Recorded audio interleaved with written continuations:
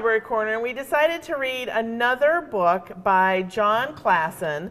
And this is his very first book, and it's called I Want My Hat Back. And we thought that because we had our fish book about our hat, that we would read his first book and his second book. And you'll notice that this book has a medal on it as well. What does that mean? Well, you know what, I wanted to introduce you, Edgar, because you're new to the show. I am. And what school do you go to? I go to Grover Cleveland. Grover Cleveland? What a nice school that is. What's your teacher's name? My teacher's name is Mrs., it's a tough name to say, Mrs. Graziano. Wow. Mrs. Graziano. Do you like her? Yes. Is she nice? Yes. Great. Who's the principal there? Not Mrs. Graziano. Okay. I know. Okay. Mrs. Fiorelli. Mrs. Fiorelli? Have you been to the principal's office, Edgar? Yes, I have. Oh, goodness. What were you doing? I got an award. Oh, you did? Yay! What for? For being a good student and getting good grades. Very good. I wasn't bad. I'm so happy to hear that. I am so happy to hear that. Thank you. Oh, I am very proud of you. Thank you. Very High five. proud of you. High five, buddy. Woo! Yay. So, Edgar, we're going to look at this book and read it. I Want My Hat Back by Jon Klassen. And this is also the author of our first book today. Oh, good. I like the other one. I like fishies. Did you like that? Is there a fishy in this book? What do you think? What do you think is going to be this book's going to be? What do you think? Just look at the cover. There's a big creature on there. Is it a bear? I think it is. A beaver? It's a bear. A woodchuck? A mouse? I'm going to go with bear. Okay. Okay? Okay. Okay. I can't wait to see what's in it. Okay, here we go. I Want My Hat Back, Jon Klassen. Where did the hat go? Well, we're going to find out. Okay. My hat is gone. I want it back. Okay. Have you seen my hat? Nope. No, I have not seen your hat. Okay, thank you. Have you seen my hat? Oh, he's asking a frog. It's on a lily pad. No, I have not seen any hats around here. Okay, thank you anyway. I can't figure out where the hat went. Have you seen my hat? No. Why are you asking me? I haven't seen it. I haven't seen any hats anywhere. I would not steal a hat. Don't ask me any more questions. There's a little bunny. I think he's seen something. Okay, thank you anyway. Have you seen my hat? I haven't seen anything at all. No. All day. I've been trying to climb this rock. That turtle's been trying to climb that rock. He's not even close. Would you like me to lift you on top of it? Yes, please. He's very helpful, isn't he? He is. Yeah, it's always good to help your friends. It is good. Have you seen my hat? Oh, this guy's upside down hanging from a tree branch. I saw a hat once. It was blue and round. My hat doesn't look like that. Thank you. What does your hat look like? Anyway. Uh-oh. What do you think this is? Ooh, I don't know. He's gray? Maybe an armadillo? Maybe. Have you seen my hat? What is a hat? He doesn't even know. I don't think he has it. Thank you anyway. Nobody has seen my hat. What if I never see it again? What if nobody ever finds it? My poor hat. I miss it so much. He's sad. What's the matter? I've lost my hat and nobody has seen it. What does your hat look like? Well, tell us, please. What does it look like? It's red and pointy and I have seen my hat. I saw it too. I saw it too. Run, run, run. What does he have to run past, Edgar? Looks like a deer. And that one thing, we didn't know what it was. We think it's an armadillo. And that snaky thing hanging from the tree. And that thing, he was in another book about a fox. Fox on socks? Yep. Okay. And then the turtle, hey, look, he finally made it up the rock. But no hat. Uh-oh. You stole my hat. Oh, no. You little thief. I can't look. I can't look. I love my hat. Hey, he got his hat back, but... Excuse me, have you seen a rabbit wearing a hat? No. Why are you asking me? I haven't seen him. I haven't seen any rabbits anywhere. I would not eat a rabbit. Don't ask me any more questions. Okay, thank you anyway. Oh no. Where'd the rabbit go? I don't see him. I don't see him either. I see he got his hat back though, yay! Well, But where's Edgar, the bunny? maybe if we reread our last page, we'll get a clue. Okay. The squirrel says, "Excuse me, have you seen a rabbit wearing a hat?" I see the hat. And the bear says, "No. Why are you asking me? I haven't seen him. I haven't seen any rabbits anywhere. I would not eat a rabbit." I think he ate him. I do too. Because he's not under him and he has his hat back. Uh-oh. What can we infer? Well, we don't see the bunny and he has his hat. He's in his tummy. He's in his tummy. That was kind of an interesting ending. But he got his hat back. He got his hat back. So, what do you think that rabbit did?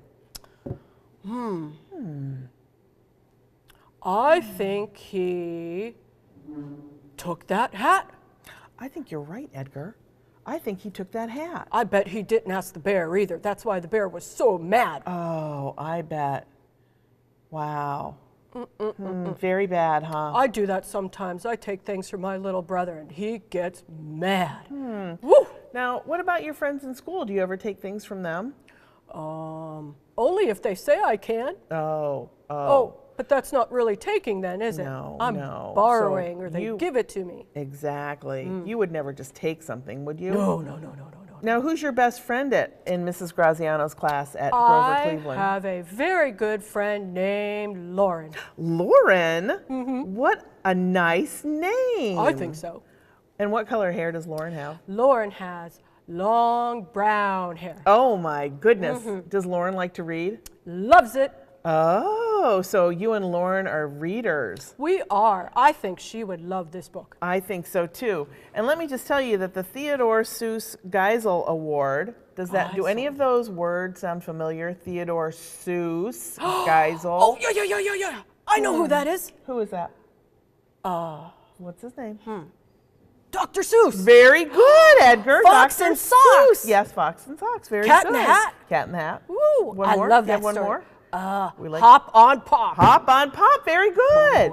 Well, this is the award for the best book by author and illustrators for young readers. Oh, did he have to go to the principal's office to get that award? I don't know. I think he went to a very big conference to get this award. I think it was a big, big deal. Ooh. Yeah, I think the Theodore Seuss Geisel Award's a big deal, just like the Caldecott Award. Now, Yes. Can I ask you, do you know what the Caldecott Award is for? Do you remember? I think, didn't Violet talk about that? She did. I think it's for drawing really good pictures. Very good. And what's another word?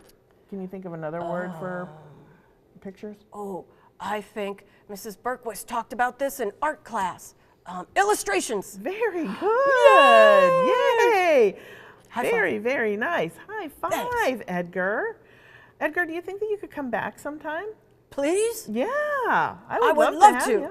Okay, maybe we can read another book together. Actually, we could have read this one together, I think. Oh, I think You could have been the animal parts and I could have been the bear parts.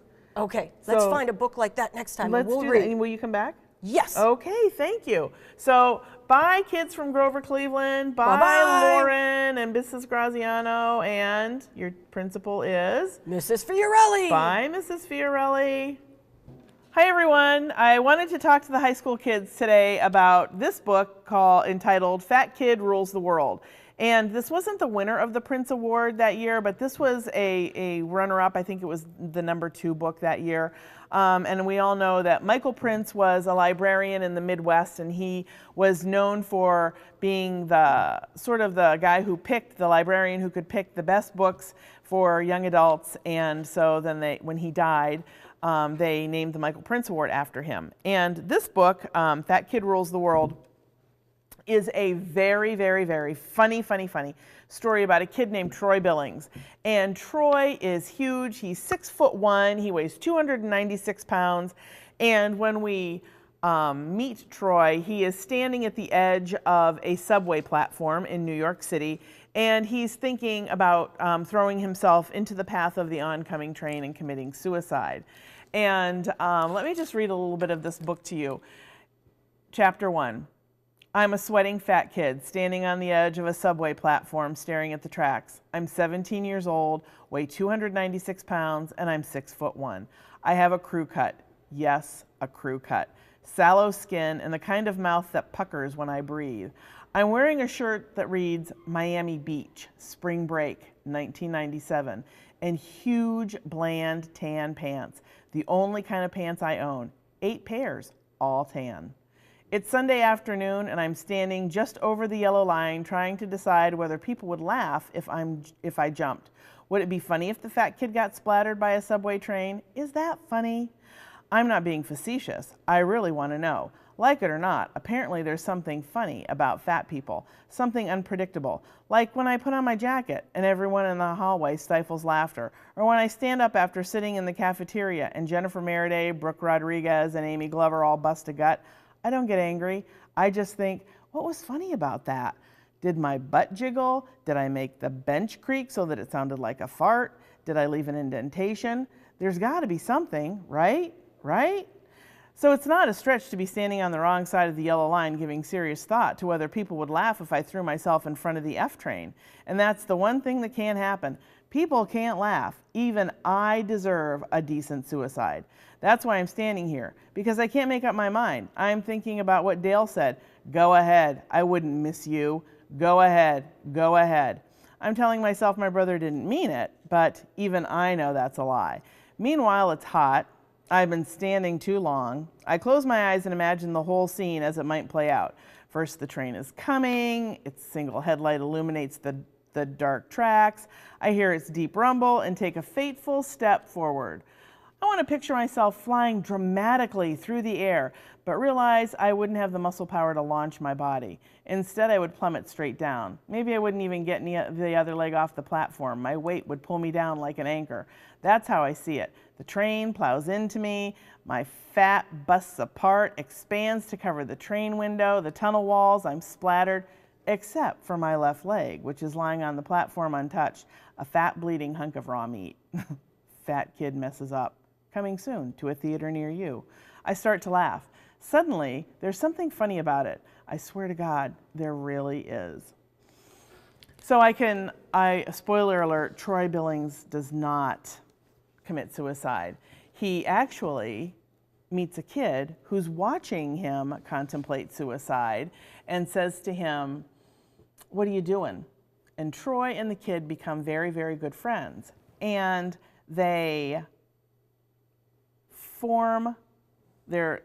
kid and Troy form a punk rock band, and Troy's life takes off. He isn't the kid with no friends anymore. He has friends because of his participation in the band, and they go to all kinds of clubs in New York City, and they play in rock concerts, and it's really, really an upbeat book despite the horrific first chapter.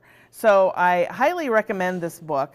You'll be drawn into it. You'll be drawn into his life. Of course, nobody has a perfect life, and Troy Billings certainly doesn't because his brother is perfect. And they have a father who wants 2 perfect boys. But this is a really, really good book, and I think that you will like it. I actually have one more book that I'd like to show you, and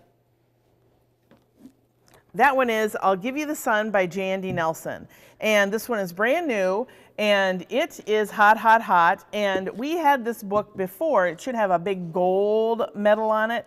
This is the Prince Award winner for last year. And of course, we don't have a Prince Award for this year because it's not over yet. So this is the Prince Award winner for last year, and we've had it in the libraries for some time now. And I am getting rave reviews from all of the students. And so I want you guys, if you're out there, to give this book a try. I'll Give You the Sun by Jandy Nelson. And if you haven't read this one yet, Fat Kid Rules the World by K.L. Going. Thanks for coming to the Library Corner, and we'll see you back here again.